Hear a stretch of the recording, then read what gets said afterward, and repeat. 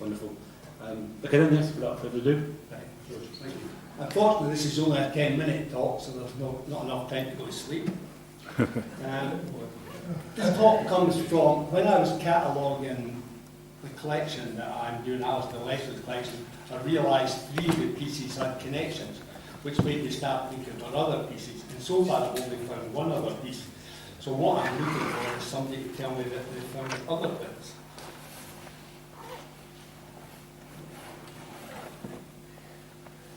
So what I've done is I've spent a lot of time putting a lot of text on up slides for those people who have trouble with my Scottish accent.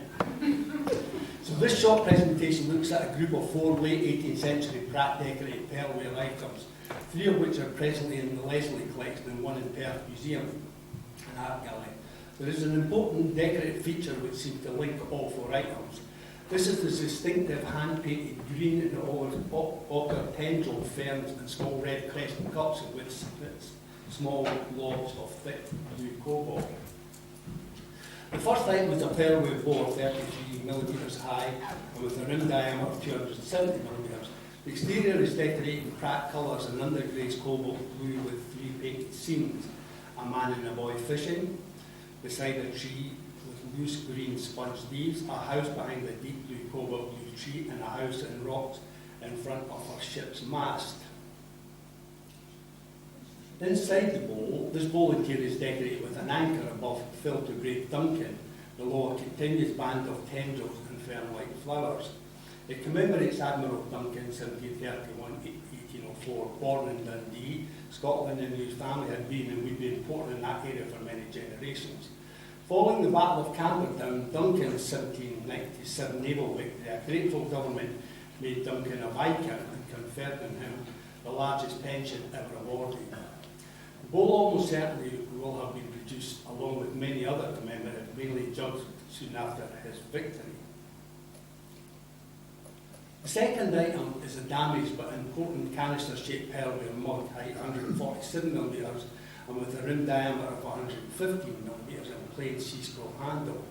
The body is decorated in typical Pratt colours and has in front a shield and the arms of the Dundee Weavers' Lodge.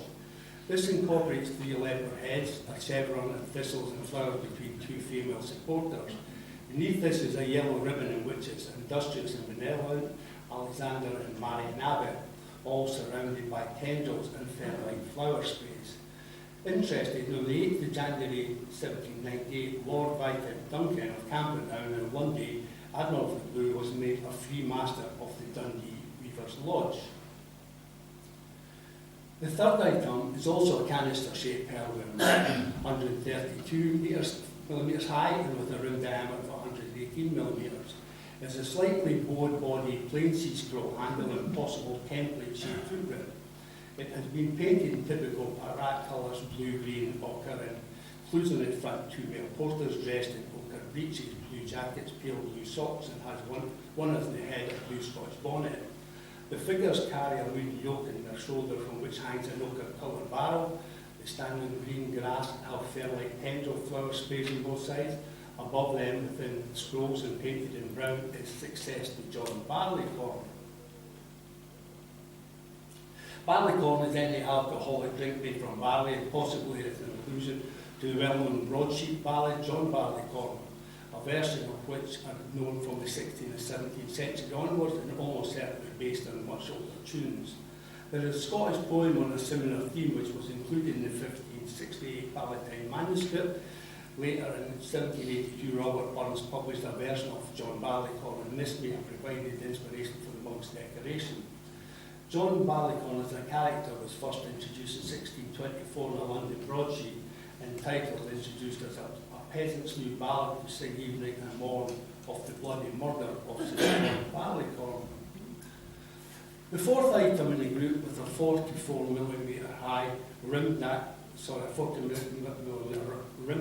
and height of 140mm, is another canister-shaped pearl decorated with Pratt colours, in which is the collection of Perth Museum and Art Gallery. Like the Dundee mug, it has been decorated with a depiction less sophisticated of the weaver's arms. Below this is painted in script Mary McLaren, Perth, between 2 tendrils and fern-like flowers.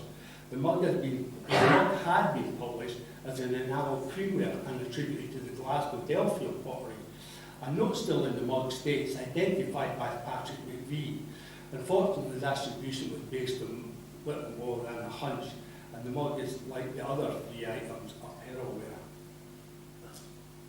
In Glasgow Museum, from the excavation near Delfield pottery, there's a group of about 200 very small pearlware shards decorated in Pratt colours. And the tentative study of them, by myself mainly, could not link any to the Mary McClark mug or any other items in the group.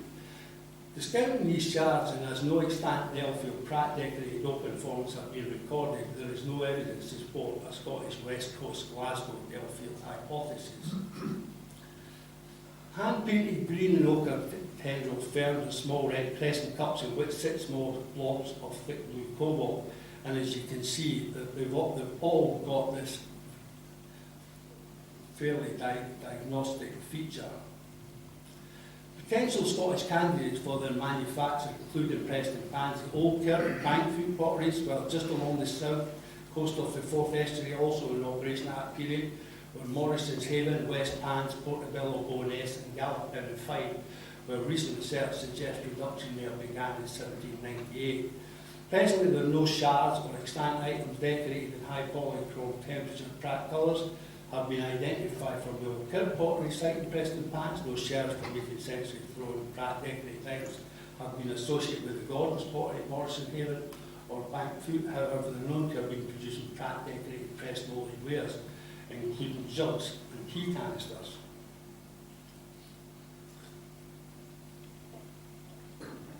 Archaeological excavations at West Pans produced a large assemblage of Pratt decorated pearlwares, while recent work at Portobello uncovered a much smaller but interesting group of shards. Again, none of these decorations of any of these compare with their four items. Two bowls in the Leslie collection, including B1 here and B2 right, demonstrate that Bowness pottery was producing Pratt decorated pearlwares. However, yet again, neither have links to our four items. Interesting still in museum and art galleries collection, there is a Gordon of Morrison Haven Bankfoot type macaroni figure moulded tea canister image right, whose decorated site includes small blobs of thick cobalt.